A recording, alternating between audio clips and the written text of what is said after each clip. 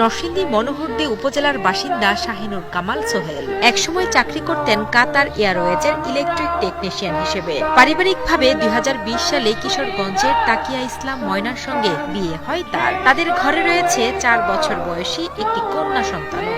সবকিছু মিলিয়ে বেশ ভালোই চলছিল।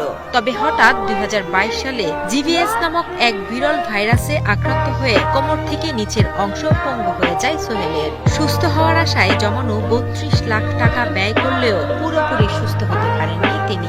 অন্যের সাহায্য ছাড়া চলাফেরা করতে না পারা পঙ্গু সোহেলের একমাত্র ভরসা ছিল স্ত্রী ময়না।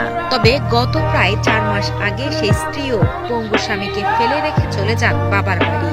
একাধিকবার অনুরোধ করলেও ফিরে আসেনি।